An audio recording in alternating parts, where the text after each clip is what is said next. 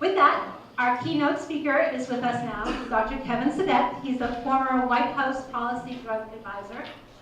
I saw him at CADCA, oh my goodness, quite a few years ago. He is the co-founder of SAM, Smart Approaches to Marijuana, and he has a great book. I know several of us in the room have read it. He just puts marijuana into a easy to talk about, easy to understand why this is an important topic for us to be addressing. So with that, it's my pleasure to welcome Dr. Kevin.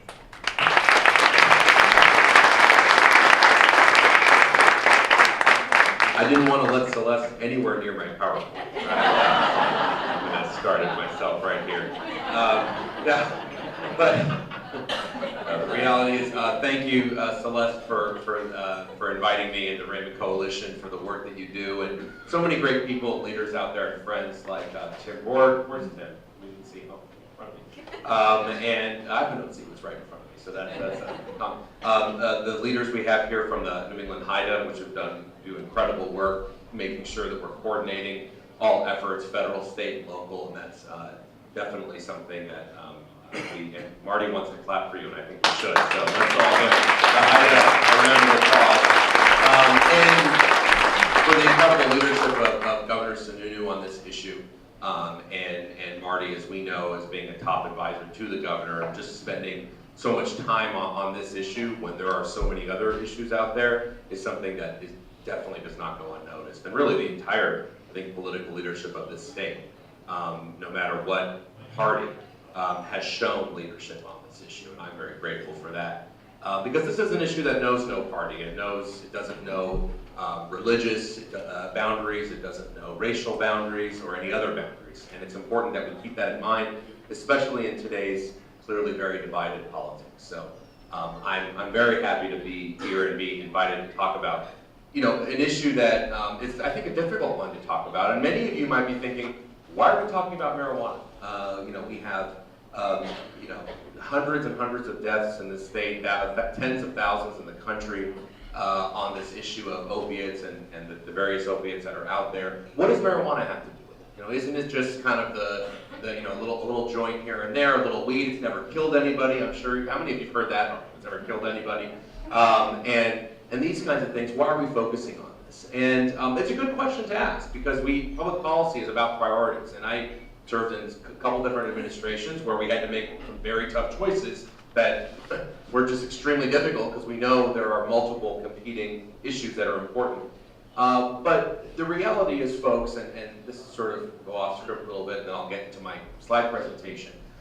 We cannot look at this current issue of addiction that we're dealing with as only an opiate crisis. That is a very singular tunnel vision way to look at it.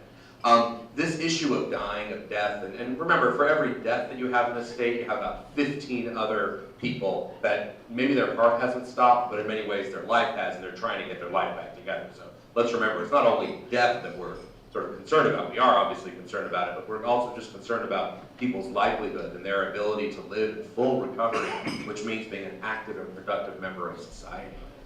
And the reality is, for those folks, this is not something, and the numbers you hear, this isn't about people who wake up, when they're 15 and they've never used drugs before and decide to use an opiate or decide to use heroin and then die. This isn't about that. This isn't about a 50-year-old who wakes up and says, today is the day I'm going to use heroin. I've never used other drugs before. The reality, folks, is this is a lifelong struggle and issue that never, I repeat, almost never, put it that way, starts with the drug that is the last drug that that person takes if they do die or they enter a very dark, deep place. And even though we have seen the opiate epidemic driven by folks who have been absolutely overprescribed medications by a profession that we trusted as sort of knowing better, although that happens, the vast majority of those people who end up with an opiate use disorder because of overprescription have actually had a drug, and let's not forget alcohol, just because it's legal, it's a drug. They have had a drug use problem before that. The vast majority. Because we know that the majority of people who get prescribed OxyContin have no problem with it. They don't die, they don't have an addiction. The small minority that do, that cause all the problems, and in terms of the numbers that we're seeing, those folks have almost always had something before. And I hate to break it to people who sort of hate this idea of gateway. And I don't like to use that word just because I think it sort of has lost its connotation. So I don't really use that word. But the reality is that our most prevalent drugs, alcohol and marijuana, are absolutely the drugs that often begin what is something else down the road. And we know the majority of people who drink or use marijuana will not go on to use other drugs. Let's be very clear. I'm not saying that everybody who drinks or tries marijuana, their life is ruined in 20 years. No, actually most people don't really like marijuana. They try it, they don't really like it, they stop it. It is a phase. But for those folks that it is not a phase, this is then beginning something that ends in the tragedy that we're seeing, the tragedy that has made the headlines. That, when you drop out of school, I don't know, I know Raymond's not too huge of a town, but I don't think it makes the front page of the newspaper, right? But when you die, when someone dies, and death numbers do. So we hear about the end, which is important to focus on, but we can't forget about all the other things that happened before then that often lead down to this path. And that's what to remember with regards to marijuana. I think the other thing to remember is that people's conceptions of marijuana are almost always totally outdated and wrong. They're based on their own experience 20 years ago. They're based on maybe the experience of their immediate peer group. I love the bloggers in New York City and Washington, D.C. in their mid-20s that talk about how great marijuana is. Well, yeah, all of their friends make over $150,000 a year, and if they ever have a problem, they can get treatment, and they have the social supports. And yeah, for them, smoking a joint once a week is no big deal. But that's not, and that's what gets reflected often in the media. But that's not often the reality for a large group of people that are now being exposed to what I call, super strength THC in various products, whether they be candies, cookies, shatter, which is the 99% potent waxes that are out there. This is so different than what my generation in college, certainly my parents' generation, was ever exposed to. And sadly, this issue becomes a culture war issue. It becomes about other things, whether it's the war on drugs, or whether it's, maybe we should focus on opiates, or whether it's, maybe it's medicine. And it gets confused and wrapped up into all these other issues, and we can never have a sort of rational discussion about, well, no, what is THC? What is a marijuana use disorder? What does that actually really mean, and what are we talking about? And I think that's really what we need to be trying to focus on. In this country, of course, alcohol use generally nationwide has gone down 16% in the last 10 years, according to Monitoring the Future. I don't even have the numbers for tobacco. They're so far from where they were 10 years ago. When I speak to anybody under 25 and I reference Joe Camel, they have no idea who I'm talking about, which is an amazing thing, actually. It's a testament to people and groups like the Raymond Coalition that have been working on this for some. By the way, I got my start in a coalition when I was 14 because there was a coalition in my community that had a youth component. That's how I got started. I never thought, only 5 years ago now I'd be standing here. But that I would be standing and talking about this a little more than 5 years later. But it totally changed the trajectory of my life as I was talking to folks at the table. So that is a huge aspect. I'm so glad there are youth involved. So we do see a reduction, and this one surprises people that in the midst of this opiate epidemic, which people call it, I like to call it an addiction epidemic, we've actually seen a reduction in youth opiate use, youth cocaine use, youth methamphetamine use. Every drug except marijuana has gone down, according to Monitoring the Future, among high school seniors by more than 20% in the last 10 years. And that's very different than the headlines we're seeing, which are true headlines about the deaths and the overdoses that are happening. But if we really want to think about how do we prevent those overdoses down the road in the next 10 years, we cannot ignore the fact that right now, the only drug going up among, really we're talking 16, 17 and up. There's been kind of a stabilization of very young kids, which is great. But about 16 and up in the last 10 years, the only drug to see an increase is marijuana. And I think that, when everything else is going down and one is going up, why is that? And I think that's because we now have, more than we've ever had before, for marijuana, a massive new industry whose goal it is to hook kids while their brains are developing, retain lifelong customers, and make this an attractive product and an easy product. You know, think about why smoking has gone down. Has smoking gone down because we've embraced tobacco? Has smoking gone down because we've made it easier to smoke? Has smoking gone down because we've said, you know what, it's actually sort of a medicine, and then therefore, it can't be, if it's good for you, how can it be bad for you? No, smoking's gone down because we've become intolerant of smoking.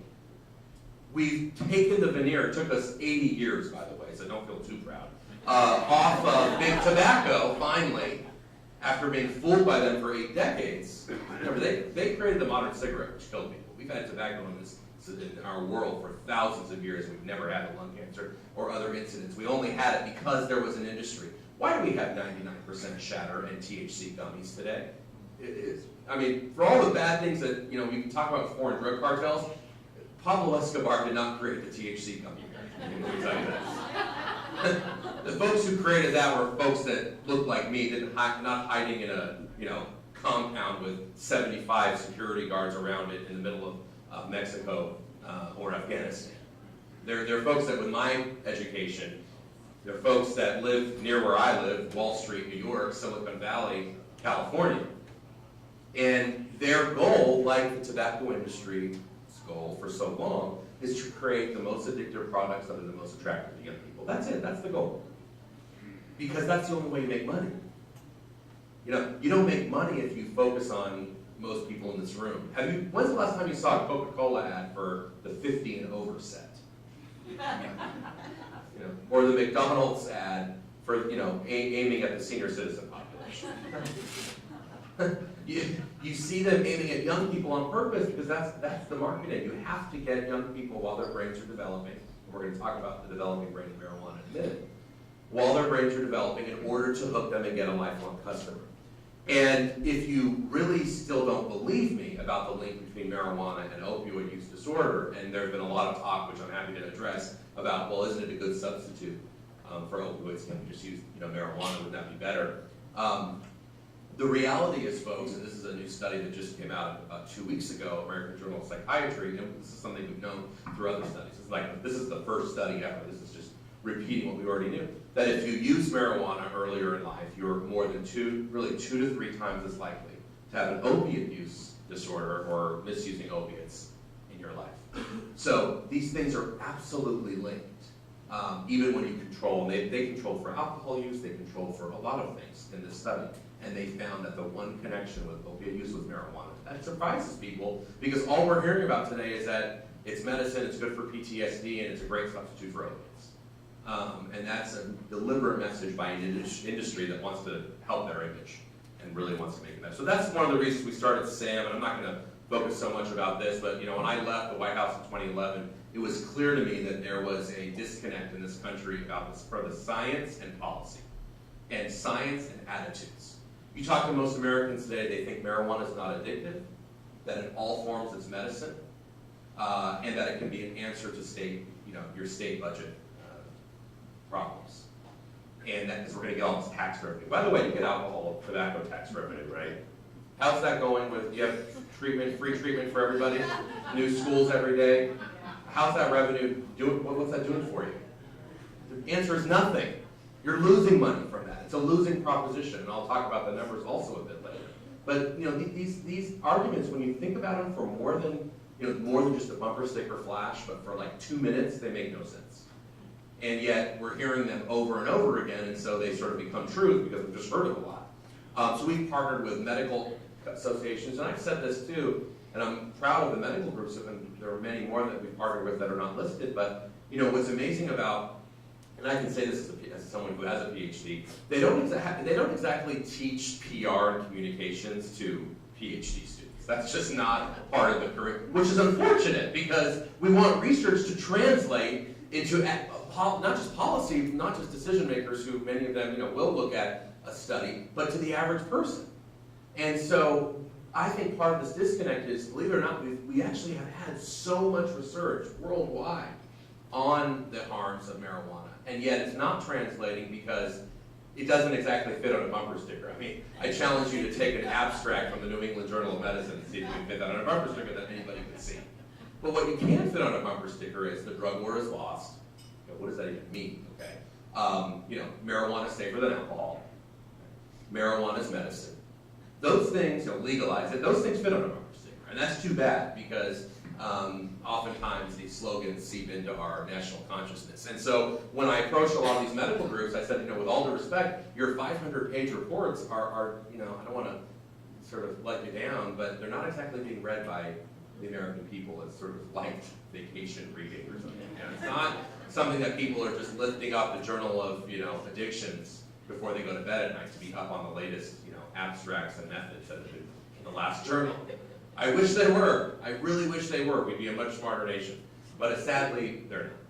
And so what is out there, again, are all these messages we're hearing over and over again. And so you've heard that this is inevitable. You've heard it's happening all over the country. We're in the times are changing. We're in a different era. And there's really nothing you can do about it. And, I really push back against that. This is something marijuana used by less than 10% of the population. Okay? We're not in 1933 with alcohol prohibition, which everybody loves to bring up as an analogy. In 1933, 70% of Americans drank. So making something illegal that 70% of people already do is kind of hard to do.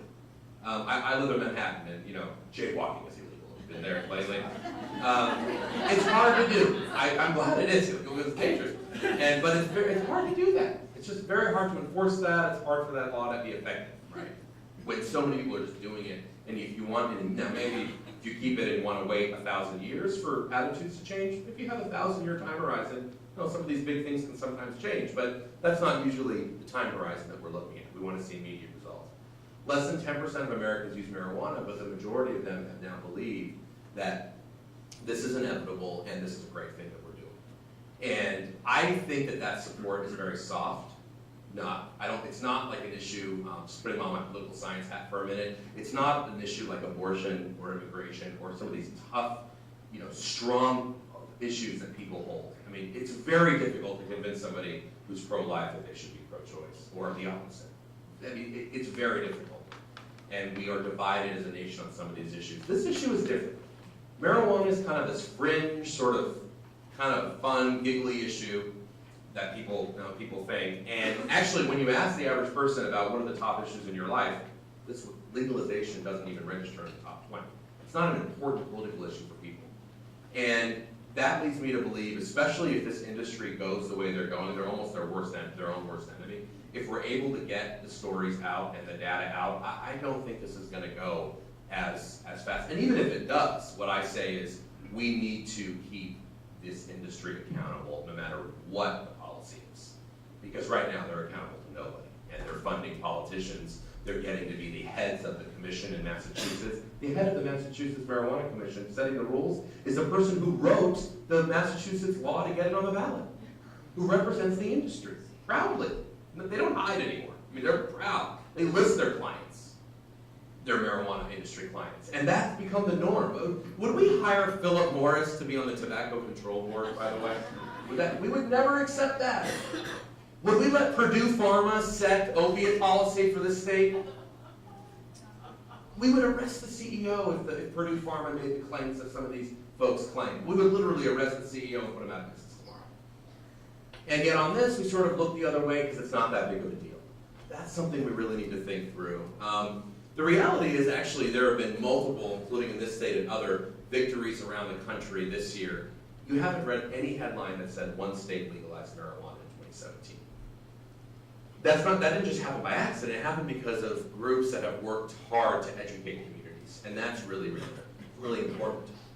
I think there is this false dichotomy out there, and I am almost certain that the majority of people voting for legalization, or maybe not majority in every state, because every state's different, but I would say enough to make a difference in the final vote. So some substantial minority, if not majority, of voters, they think when they vote to legalize marijuana, that's actually a vote against having people in prison and criminalizing, let's say, marijuana use. And I know that's a discussion that has recently been had. I think it will continue to be had in this state because I think it's a policy that should be, you never get it right the first time anyway. It should be refined over time. But the point is, people think they're voting for decriminalization a lot of the time. And most of the time, but a lot of the time. Because they don't want to see people in prison, and I can understand that, I don't either, whose only crime is smoking marijuana. I don't think, and I've never met a member of law enforcement that has said, I spend a lot of my time arresting people whose only crime is having a joint in their pocket. Now, I know there's law enforcement here. I'm taking a bit of a risk by saying that, but please feel free to raise your hand and counter me if I'm wrong. Can you even remember the last time someone that you interacted with only issue was marijuana? No, it's a warrant that's out, you pull them over and you smell marijuana and that arrest happened. It's the registration that's expired and they were driving recklessly, you pulled them over, smelled marijuana, and then that happened. It's often accompanied with so many other things. So this isn't really a revolutionary thing for most law enforcement anyway, as long as it's done, I think, in a responsible way. Never heard law enforcement say, no, we want to be spending time arresting and imprisoning marijuana users. No. But the average American thinks that's what, I'm looking at law enforcement, they think that's what you're doing. I mean, it's crazy when you look at the stats. And I've looked at them. Who's in prison, who's getting arrested, what drug. Do you know what drugs, the number one drug responsible for arrests today? Any guesses? They're a very learned crowd. Whenever I come to New Hampshire, I can't fool you guys ever. It's like, always get the right answer. It's true. Yeah, it's alcohol. Wait, alcohol's legal. Oh, you must mean the violence. And boy, alcohol's such a violent drug. No, I don't mean the violent related crimes. Actually, violent crimes related to alcohol is a separate, I'm not even talking about that. I'm talking about non-violent, regulatory issues.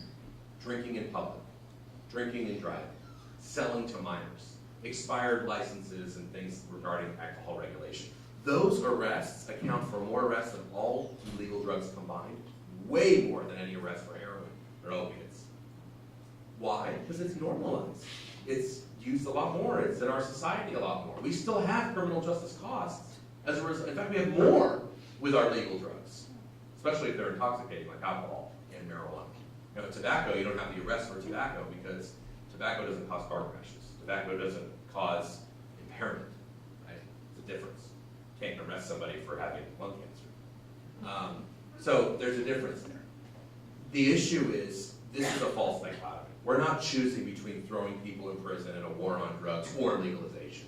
Yet that's, I think, what a lot of voters think we're choosing. They are voting against putting people in prison for pot when they click yes. And the reality is that's not the choice by any means. What they're really voting for, and I don't think many of them know this, is an industry to sell things like the 99% waxes, the THC candies, the special interest lobbying groups. I just flew from Denver yesterday. They're doing a story, actually, if you watch, I think best news magazine show on TV is something called CBS Sunday Morning. They're doing a show, we have some fans here, great. Well, when they called us to sort of be in the story, it was all about, we're talking about the 5th year anniversary, Kevin, of Colorado passing legalization, how great everything is. You know, they're getting money and all these things. And I said, well, are you talking to people who work in the homeless sector?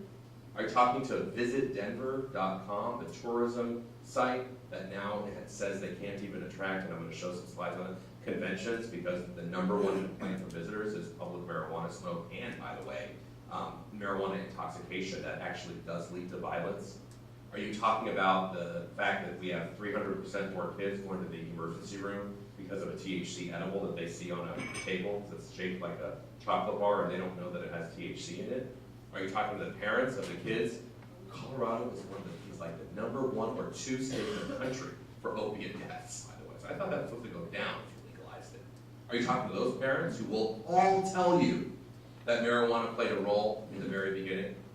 Well, no. Are you talking to the people who have been killed by high drivers? And Colorado now almost leads the nation in drug-related car crashes. Are you talking to businesses who can't hire people, for example, in the construction industry, that can pass a drug test? So they sort of, and to their credit, and they are very thorough, is why I like it, they said, please come out here tomorrow, we need to talk about this is important. So I don't know what it's going to be like. I'm always scared to see how this is going to be portrayed, but if you're a fan of the show, it's going to be on next Sunday, October 29th. And it is the 5th anniversary coming up, which is this makes it even more relevant here as we're talking about this. And people don't really think that this is the image of the fastest growing drug dealer in our country. But folks, this is your fastest growing drug dealer right here. You know, these kinds of guys that are very well educated, they have their Ivy League MBAs, they have their billion-dollar business plans, and it's about money for them. They want their goal, and they said this even to the Wall Street Journal. You can look it up in 2014. Their goal is to become the Philip Morris of pop. Again, they're not even there's no shame anymore, period, but especially in this industry. And it's just incredible to me that we would want to relive that nightmare. What in, the epidemic, the addiction epidemic driven largely at the end of the spectrum, as I talked about, by opiates, was that fueled by drug dealers in the beginning? No. It was fueled by an industry that said their product was medicine and that it's safe in all forms and it really has no addictive potential at all, and so you should use a lot of it. And then we had the tobacco industry that told us for 80 years that they have a product that they're only targeting adults. They never target young people. The average adult loves having a cigarette of a cherry chewing gum. That's aimed for them. And this is only for adults, and that we're not really sure about the research, Kevin. It's sort of like, there's this study and that study, so it's kind of all confused. Like what they say about marijuana, it's sort of all confused, and we need to do more research, and we'll figure it out in 30 years. That's what they said for so long. All these epidemics, and don't ignore alcohol, by the way, kills 100,000 people a year. These epidemics are all driven by legal industries. I mean, yes, they morph into other things. Obviously, now we're dealing with a sort of national problem with China and other countries that are allowing the manufacturing of fentanyls and then coming into this country. There's no doubt about it that it metastasizes into something else. But the reality is, folks, is we've seen this movie before. We know how it ends. It doesn't end well. It ends with us saying, what were they thinking? That's what we're saying now. What were those doctors thinking? What were the politicians thinking when Purdue Pharma said it was okay? Gosh. And when I talk to young people today and tell them that their parents thought it was a good idea to smoke basically a cancer stick 40,000 feet in the air in a metal tube with wings, with a smoking section and a non-smoking section, they also say, what were they thinking? They're like, wow, my parents' generation was really dumb to have been taken by that. When they allowed that to happen in a place where there's already not enough oxygen, and then you're going to have a smoking section in this little thing. Can't even get their mind. Anyone under 20, by the way, cannot get their mind right. News to you. It was news to me because I grew up thinking, when I was little, that was sort of normal. But the reality is, folks, we are going to wake up from this nightmare, and I hope it's in 5 or 10 years, not 50 or 100, and we're going to say the same thing again. THC candies, 99% waxes, we don't even know what that does to the brain because all our research is on 10% THC or lower. Remember that. All this really daunting research about marijuana is on marijuana that is not the average marijuana used in legalized states. So I think we really need to, at the very least, slow this train down. What is the rush, first of all? And the only answer is the rush is to make money for the industry. There's no other reason to rush it. Even if you thought this maybe was a good idea, if they're not about the money, you at least should say, we've got to wait some more time to see what's happening in other states and how to get it right. I don't think you should do that because I think that eventually government and industry end up working against the public health and things like this. And you sort of, even if you have it right at the beginning, it quickly can go wrong. But even if you thought that, and you had more faith in that than I did, there's no reason to rush into this unless you need to make money quickly. And that's why the industry is funding what's happening. The dialogue in New Hampshire, why are you talking about legalization in New Hampshire? Do you think it's because, the public health community said, you know what, in the midst of the opiate epidemic, let's talk about marijuana legalization? That's a responsible thing to do. No. It's because it's been deliberately targeted based on political metrics of a vulnerable state. No, they're not going down to Alabama right now talking about legalization.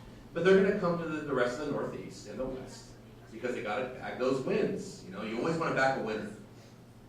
And that's why they're coming here. And you should know that you should research yourself who these folks are and why they would come to your state. The billboards, the coupons, the event sponsorships, and by the way, we could all just have a picture kind of story, which I probably should include more pictures, of the kinds of advertising that's going on. The Santa Claus. There was a medical dispensary that had Sesame Street characters on the side of it until Sesame Street Company ordered a cease and desist and they had to paint over it. But they thought they could get away with it. Santa Claus, back to school specials now. I mean, I know that a lot of adults are going back to college, but do you think that those are aimed towards adults going back to college, but back to school specials? I don't think so. But they'll tell you that. They'll say, oh no, we're within the bounds of the law. Well, yeah, because you wrote the law. You're in the bounds of the law because you wrote the law. So yes, that's not the bar we want to go to. The e-cigarette issue, they're now, this is the head of the group that's funding things in New Hampshire and the largest marijuana industry lobbying group in the country. They are now going to the tobacco industry and asking the tobacco industry, what do you want? How can you get on board? You know, hey Marlboro man, your image has suffered lately. Let's work together. They're doing that because you remember we have all these smoke-free laws on the books because of the problems tobacco brought. Smoke-free laws are not friends of the marijuana industry. So of course they're going to be weakening those smoke-free laws. And I know we're in New Hampshire, live for your diet. I should say this at the outset. This has nothing to do with an adult's right to smoke marijuana. I have to get that out there. This is not about an adult being able to smoke a joint in the privacy of their own home or their farmhouse or their basement or wherever they want it. It has nothing to do with that. It has everything to do with commercialization, targeting young people, absolutely public use. You know, it absolutely affects you. If you drive, it affects you. If you interact with other people in public, it affects you. God forbid if you live in Denver in a multi-house dwelling in a condo complex and you have people legally, they're able to smoke marijuana on their patio or porch, it really affects you. And you have to move usually, and that's not fun. All of these impacts are things that are not talked about. What is talked about is, don't you think that you should have the right to use marijuana, something that's safer than alcohol? Yeah, when it's framed like that, most people, especially in New Hampshire, but in other states would say, yeah, yes, you shouldn't be a criminal for that, okay? It has nothing to do with that. Don't let this debate slide go there, because it's not about that. In fact, you've decriminalized it now in New Hampshire, so guess what? You won't be a criminal anymore if you use it in the basement, although I don't think you were a criminal before if you used it in the basement. I don't think marijuana was impossible to get before last year. It wasn't like nobody was using it. Well, I mean, it wasn't like nobody was using it and that's why there were no arrests before decrim. No, there weren't arrests because that's never been a priority in law enforcement.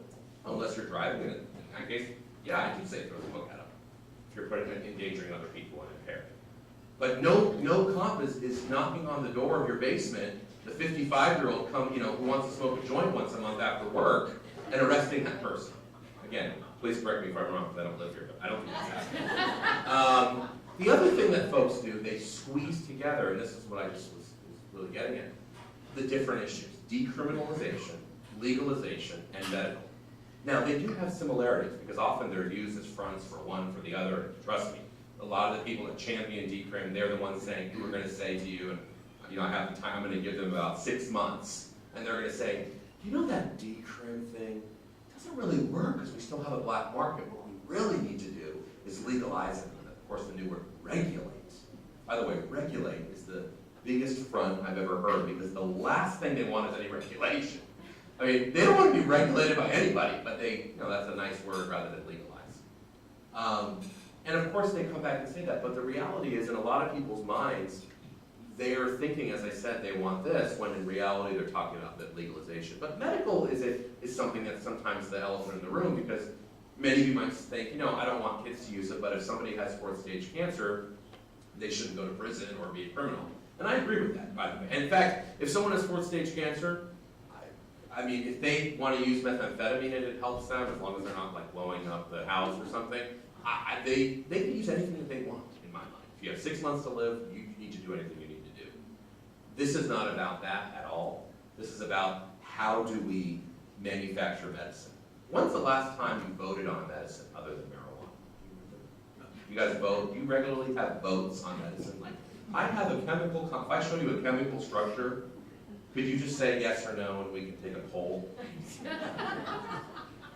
No disrespect to the governor or previous governors or senators, but do they have like multiple PhDs in biopharmacology that I don't know about, or the members of your illustrious assembly, the biggest in the country? Are they all like triple PhDs in lab? No, it's no disrespect to them, but they're not. And they shouldn't be studying medicine unless they are. If they are, please. I'm not. I shouldn't be studying medicine either. We don't vote on medicine. We don't politicize medicine. And when we do, we get in trouble. When's the last time you heard the word dispensary? before 1850 or after 1850. No. We have pharmacies. It's called modern medicine. It's called pharmacists. It's called a dose that you understand what it is. It's called you know what the side effects are. You try to predict that. It's called, depending on your medical background, you have a certain formulation, and it's called the prescription, which ideally is done in a responsible way with doctor follow-up. It's not called, I have some insomnia and I'm going to go to a 22-year-old with a lot of experience in marijuana that has a GED but works at one of these things, and he's going to tell me what I should get as someone suffering. Folks, that is not. And so we absolutely should have, there are, and I hope this is not too controversial, I don't think it is, it's certainly not scientifically controversial, there are medical therapeutic benefits of the plant marijuana. Great! There's therapeutic benefits of the coca plant. God knows there are therapeutic benefits of the opiates. I mean, I hate to break it to you, most people who use opiates today, it saves their life, it doesn't kill them. That's kind of, it's the group that kills them that we're obviously very concerned with. But if we didn't have the class of opiates, we'd be in a lot of suffering. I mean, if we didn't have morphine, we wouldn't even have some modern surgeries that were able to be done because we had morphine as the best hospital-based pain management. So the issue is we should develop medicines if they prove to be helpful. There are already marijuana-based pills available for people, but it's called dronabinol. There are many others, by the way, that have already been approved, that are being approved. That's great. I mean, again, law enforcement, please raise your hand if you would be against FDA-approved marijuana-based medications prescribed by competent doctors in a pharmacy. I've never heard any opposition. And I don't think I ever will. That's proper medicine. And we can argue about we should do more research. We should. Absolutely we should. But we should not pretend that a joint is medicine. We don't smoke any medicine. We don't vote on any medicine. We also don't have medicines that are different depending on the weather or where they're grown. I mean, think about it. If marijuana is a joint, you'd have to ask somebody, when was that grown? Where was that? I mean, when you get aspirin, like let's say you're on, you're on vacation in California. If you go get Advil from CVS, do you ask them where the Advil was grown? Like how they manufactured it? Which plant? What was the weather like? Are there molds? No. It's called batch-to-batch consistency. The Advil you get there is the same that you get in Manchester. It's the same that you get anywhere. That's good. We need that. We don't want to go back to pre-1906 before the FDA. Trust me, the FDA's made a lot of mistakes. I mean, I'm not saying they're perfect by any means. But do you want to live in 1905 before we had any kind of safety mechanism? No, of course not. So why we're voting on something I still don't get. I get that the trains left the station in many states, including this one on that. My point would be, at least keep that to those who truly are suffering, and as a last resort, not a first resort, for people with backaches or whatever. And certainly not to people who have vulnerable mental illnesses. And this talk about PTSD is so disturbing of all of this. Because in the short term, yes, when you have anxiety, this takes the edge off. Absolutely, for a lot of people it does. When you have nightmares, you forget about them when you're high. Absolutely. But unless we want to consign veterans and those with anxiety to be high their entire life 24/7, this is a problem. This is a big problem. Because in the long term, it catches up with you. When you look at the incidence of schizophrenia and bipolar disorder and long-term depression and anxiety with marijuana, and this is hard to think, it's sort of like counterintuitive. What might help somebody, they say it helps them. In the short term, in the long term, it's doing great damage. And it's one thing if you have fourth stage breast cancer, and you're like, I'm gonna inhale marijuana. I know it's terrible for my lungs, but you know what? It just kind of reduces the nausea from my chemo medication, and doc says I have 8 months to live, and this is fine. That's one thing. It's another thing for somebody that has like a mental illness, like a PTSD or something, someone vulnerable, that they're using marijuana and then in the long term it's going to catch up with them. And I'm very worried about that. Because yes, you're going to have vets who stand up and say, this helps me. Because it probably does in the short term. They don't have the nightmares of war when they're high. And God bless them, they serve and put their life on the line for this country. I don't want them to have the nightmares of war. But if we really care about them, we have to do better. And that's really this whole debate, guys. Can we do better than a drug that basically drops you out of life? It may not kill you and stop your heart in that way that opiates do. But we gotta do better than THC or marijuana, especially if that was in the long term, for people that we really care about. And we have the, there are, like I said, medications. We have this issue, many of you saw this special it was called Weed from CNN. It had very little to do with weed and everything to do with CBD oil. You've all heard of this oil that they have for kids with epilepsy. Some people have it, some haven't. Marijuana is a very complex plant, right? This is the quick and dirty. It has hundreds of components in it. One of those components is called THC. That's what acts on the brain, which we're going to talk about. But there are other components, like CBD, cannabidiol it's called, that acts on the brain and body differently. In other words, it does not get you high, and you don't think it's addictive, although we're only learning about it now. So, ask me in 60 years about it, but from what we know now, so far, it's not like THC, it doesn't get you high. Some people have reported it helps their kids that have epilepsy or sort of these kind of neurological disorders. But what happens in the media is you have something called weed. When someone says weed, do you think of cannabidiol? Do you think of oils? No, you think of weed. You think of marijuana that gets you high. And so these things get all mixed up again.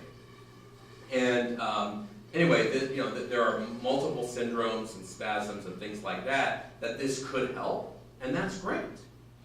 We should get that through the FDA. Right now, there is one product and many others even going through that FDA process. So that would be an example of something good. We want to encourage that. And if your kid has seizures today and you can't wait for the FDA to approve it, I don't think anyone is going to say you should be arrested or not allowed to give to your kid what you want. That's fine. That is very different than quote-unquote weed, and very different than what THC is doing and focusing on the brain. And THC, now let's talk about that, affects multiple regions of the brain. And when your brain, I like to call the under 30 brain a brain that's under construction. Because that's what it is. Your brain is forming what its likes and its dislikes. It's a great thing, actually. It allows you to learn language when you're 5 years old in a matter of a week. Anybody of you learn language in a matter of a week now? No, you can't learn in a matter of a year. Rosetta Stone or not. It's very hard when you're older. Your brain is developed. Teaching a 50-year-old to swim for the first time versus a 5-year-old, it's very different. And that's because that brain is under construction. It's like when your house is under construction, that's when you pick the tile and backsplash. If you do it when it's all done, well, it's gonna be difficult to do that. But while the ground is fresh and you're ready to do it, that's when you choose it and you're able to choose what you want to do, and it's under construction at that time. What else happens though? What if a hurricane or an earthquake happens when it's under construction? It can really do damage to that house. And the same thing is with the brain. The brain is what I call, and I heard from my mentor, Bob Dupont, the founding director of NIDA in 1975, what he calls the selfish brain. That's a perfect way to describe your brain. It is extremely selfish. It's why, if you have a use disorder, you steal from your parents. Why would you steal from your parents? Well, if your brain is messed up in that way, you do those things. You lie. You don't go to work. You do neglect your children. You neglect your life. And that's what happens when the brain gets hijacked by any of these substances, by the way. They're all sort of doing, by the way, the same thing to the brain, different substances in different magnitudes, of course. But it's that same mechanism. And for THC affects multiple parts: coordination, vision, sensation, movement, judgment, and then this is really the addiction center of the brain right here: memory and reward. And that's what addiction is. It's memory and reward working together.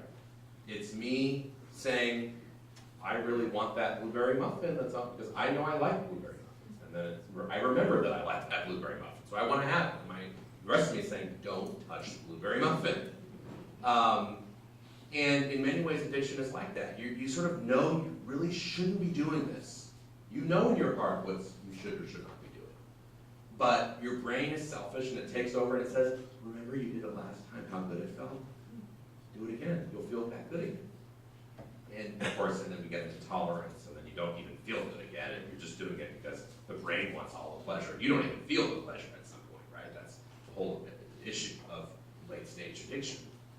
And THC absolutely acts on all those parts of the brain. So anyone that I had someone the other day say, maybe you heard this last time, it was a kid that said, Kevin, marijuana is not addictive. And I said, well, how do you know that? He said, well, I read it on Wikipedia. And I said, okay, well, beyond Wikipedia, do you have any other sources? He said, yeah, myself. I use it every day, and I can tell you it's not addictive. It doesn't work that way, folks. And this is a drug all of addiction is denial. I mean, that's just a denial. It's the hallmark. Denial of family, of self, of everybody, society. It's just denial, denial, denial. This one is especially like that. Because there is something about marijuana. Have you ever seen somebody protest for their right to use heroin? Seriously. It's a very addictive drug. Why haven't we seen that? Have you ever seen someone protest for the right to use meth or alcohol? Something about marijuana, and this is the one question I stumped Nora Volkov, the head of NIDA. She's the smartest person in the world that I know that thinks about this. But she couldn't answer this one. What is it about marijuana that it creates a love affair for some people? I mean, and many of you have experienced that with loved ones, I'm sure, or people that you know. It's like a religion for some folks. I don't know why. But it's denial, denial, denial. I think one of the reasons is you can trick yourself into thinking your life's fine. It's not like you have meth mouth and your teeth are falling out or your veins are all and you're messed up. No, it's not. It's because you can sort of live that quote-unquote normal life. The reality is, folks, when you're using high-potent THC all the time, newsflash, you're not living the life you could live. And that's a huge problem for a young person whose concentration and memory is kind of important when you're in school. It's kind of important to be a successful person. And these things get out of whack. The potency of THC has skyrocketed throughout the years. This is not the marijuana used 10 years ago, 20 years ago. And even this national potency number of about 14% is laughable in states like Colorado because you're getting 99% there if you want it. And it's cheap. You're getting a lot high percentage THC products that are way off this chart. They would be in the sky if we use this slide. Because you're getting things like this. I mean, and most people don't know what this is. I mean, actually, does anybody here raise your hand if you know what this is, really? And not because you saw it from me before. No, most people don't know. Would you ever think this was something called marijuana? No. This isn't marijuana. This isn't weed. This doesn't look like weed to me. It looks like a sticky brown substance that actually is probably something another illegal drug we talked about a lot. Doesn't look like THC, but it's THC concentrate. It's a way we've been able to extract THC from the plant in a very dangerous way with butane and all sorts of things. And this isn't as rare as you might think it is. Google it on YouTube. You'll find 25,000 videos showing kids how to make it. And it's not that hard.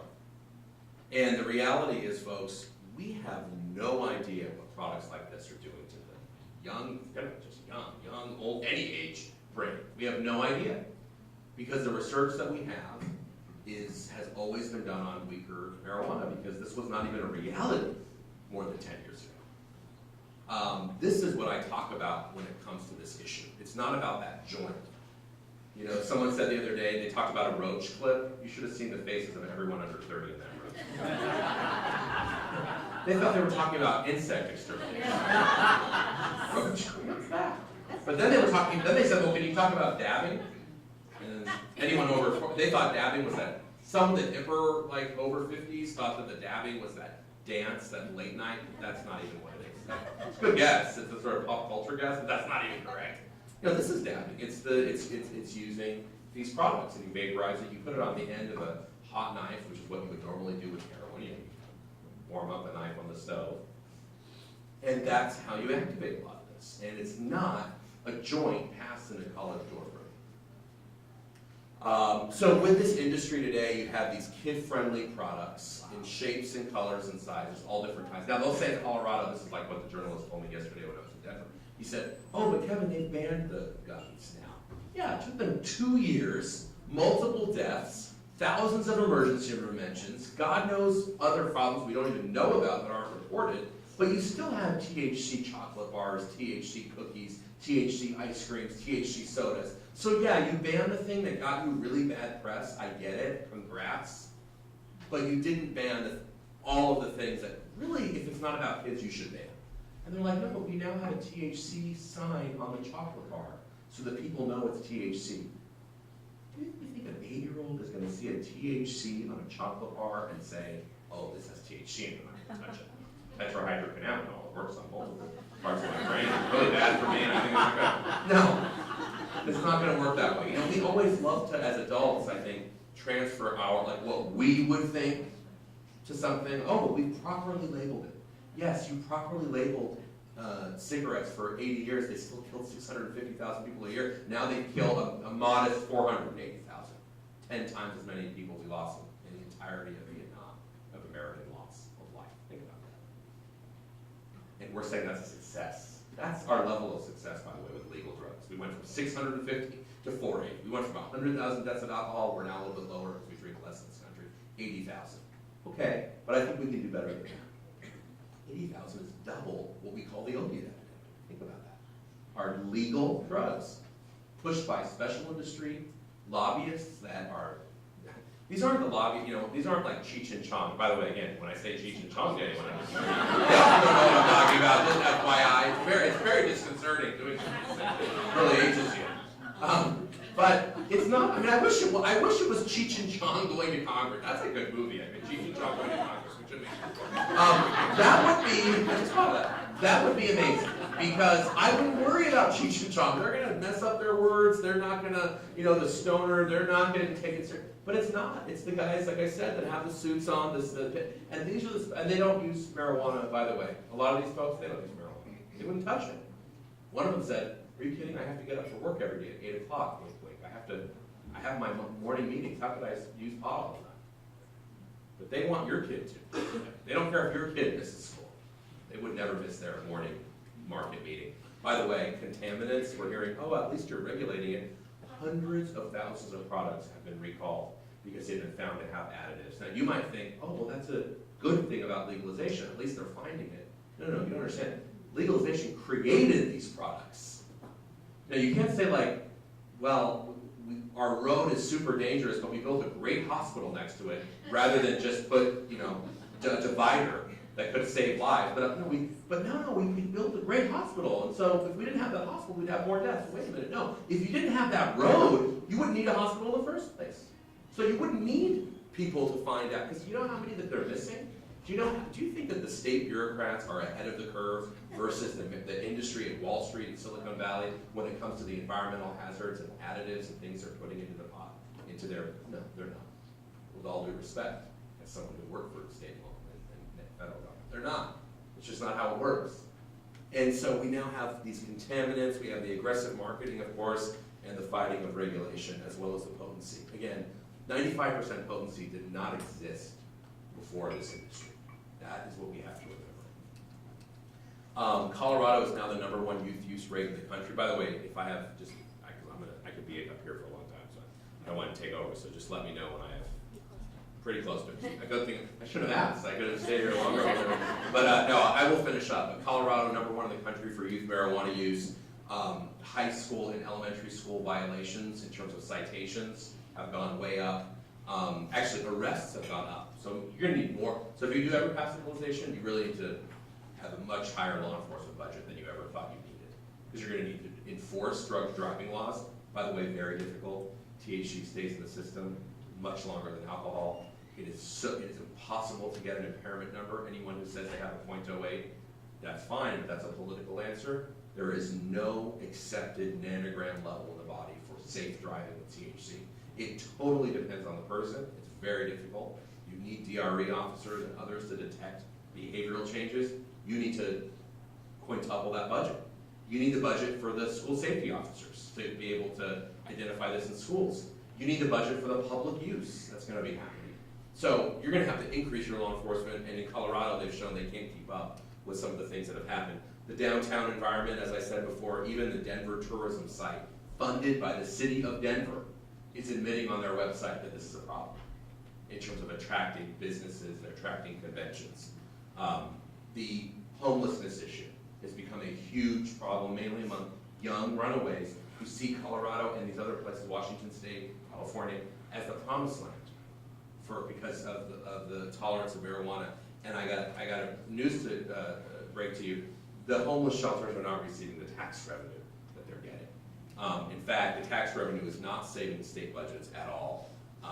We don't really know where it's going, but it hasn't like decreased class sizes or helped with education in the ways that it was promised. And we shouldn't be surprised, folks. Alcohol and tobacco, for every dollar in revenue, it costs us over 10 in social costs. So you think you're getting all this tax revenue? Great, you are getting tax revenue, but I would ask, at what cost? You know, it's like saying I have a new business. I sold $100,000 of t-shirts. I'm so proud of myself. Well, okay, how much do those t-shirts cost, and the rent cost, and the shipping cost? Oh, $1 million, but you know, I'm really proud I sold for $100,000. That cost you $1 million to get $100,000? That's a bad deal. And that's exactly the same thing with marijuana. We've done a cost report. I'm going to talk about this later in the next session we're having with the chamber and others, but we did a cost report for Rhode Island about their revenues that they projected versus the costs, and even a very conservative report showed that the costs would outweigh the revenues. And a lot of it's absenteeism and workplace issues. The ER mentions I talked about. There have been a huge issue with the black market in states like Oregon. The black market is thriving, folks. You know, drug dealers don't say, oh, you've legalized pot, great, I'm gonna go back to dental school now. They say, great, how do I undercut that legal price? Great, how do I diversify my product and deliver different products? Great, now I get to solely target young people who, unless you legalize it for everybody, which you won't do, it's 21 or over, or 18 or over in some places, there's still a huge market for the underage folks. They don't go away, they thrive. Because you've now increased the demand for marijuana in the totality of the state. People know it, they come, the legal market has constraints, it has to close at certain times, it can't do certain things. The black market can do whatever it wants. And so that does not go away after legalization. So I do want to end, by the arrests for young people are up in Colorado.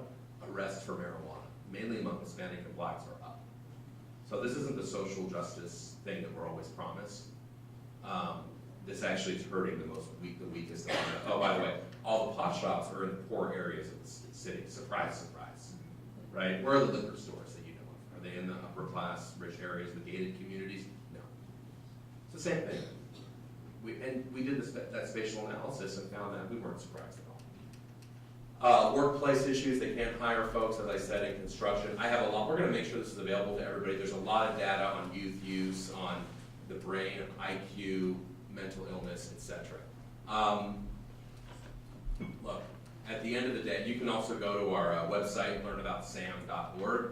My email address is also there. I want to end with a quote, from the National Institute of Drug Abuse Director, as I talked about her earlier during our and I thought it was really interesting. She said, repeated marijuana use during adolescence may result in long-lasting changes in brain function that can jeopardize educational, professional, and social achievements. That's what the data say, okay. However, this is an interesting point, because we sort of knew that already. But however, the effects of a drug, legal or illegal, doesn't matter, on individual health are determined not only by its pharmacologic properties, but also by its availability and social acceptability. What does that mean? It means it's not just how deadly that drug is, it's how acceptable it is. It's how available it is. The fentanyls have always been deadly. It's not just like, oh my God, we found out a different version of an opiate can kill people. No, we knew that. The reason we know it has the impact is because it's increased in availability. That's the devastation of it. It's not only the drug. In this respect, she says, legal drugs, alcohol and tobacco, federally legal drugs, offer a sobering perspective, accounting for the greatest burden of disease associated with drugs. Not because they are more dangerous than illegal drugs. We're not saying that cigarettes are more dangerous than fentanyl. We're not saying that alcohol is more dangerous than crack cocaine or methamphetamine. But the reason the disease burden is held by alcohol and tobacco much more than it is the other illegal drugs is simply because their legal status allows for more widespread exposure. So we can argue about, is this marijuana going to be good? Is that version bad? Is that? But the reality is when you increase widespread exposure, even if you're saying it's quote unquote, they love to say safer than alcohol, which is, I don't want to get into right now, or safer than whatever, the widespread exposure is causing a lot of the problems. And I think that we we have to wake up as a society so that in 50 to 100 years, the next generations don't say, what were they thinking? In the same way we're saying, what were they thinking about prescription drugs and tobacco? Doesn't mean we should put people in jail for pot. Doesn't mean you're a bad person if you got caught when you were 16 and so you should never be able to get a job in your life. It doesn't mean that we want to give you a lifelong criminal record. It doesn't mean we're saying it's reefer madness and it's just as harmful as heroin and we need to focus only on marijuana. It's not a dichotomy like that. The reality is these are complex issues. The addiction epidemic is not blamed. You cannot blame one drug. It's multiple drugs, and if we care about people dying of the opiate, because the opiates are stopping their heart today, we have to care about what happened before that to prevent future deaths. You cannot divorce these issues from each other. There's a lot you can do to be part of this discussion, and I obviously thank New Futures for the incredible work they're doing statewide as our state affiliate also of SAM. You can get involved with them. You can write your members and your legislators about the harms of marijuana. You can hold them to account in the next session because there will be another discussion. And I didn't even talk about the other question you have to ask yourself, not only do you not mind marijuana legalized, do you not mind a pot shop in your own community? Because that's what it means, folks. It doesn't mean that we're going to open a pot shop far away in one place in the state. No. It means it changes the landscape, especially in a beautiful state like this, both rural and city center and town center. And that's something you have to also think about in this entire discussion as well, because it's multiple impacts. So there is a lot you can do. I'm excited about the progress we're all making as a field. In some ways, the industry is their worst enemy because they have no shame. We actually have data now. We have stories to be able to tell, to say, we warned you about this 5 years ago, but now actually we have some early numbers, and we're not going to know, by the way, the impact of Colorado. Whenever anyone says, what's the verdict? We're going to know in 20 years when we look at the school, when we look at the dropout rates and incidence of schizophrenia. That's how long it's going to take. But we can look at early signs now, and there are early data indications that don't settle well with me and others that care about kids and public health and safety. So thank you for what you're doing. Please talk about this issue over Thanksgiving with your family, over Christmas. I know because you always have the one person at Thanksgiving who says, but it's safer than alcohol, so that we should go ahead and legalize it. And by the way, if your cousin like mine said, well, it's just a plant, so why are you so anti-plant? Poison ivy is just a plant too, so good luck with that. That's your answer. That's it. It shuts the conversation down when they say it. But because, again, if you think about it for more than 2 seconds, it doesn't make any sense. But when you say, well, it's just an herb or plant or something like, or it's safer than this, or it's, without thinking about it, it can sound, these are very seductive arguments, like the cost, revenue arguments. I hope I gave you something to take back and learn from. Please contact us if you want more support. There are tons of free resources on that website. New Futures is an incredible resource in your state as well. And thank you for having me today. Pleasure.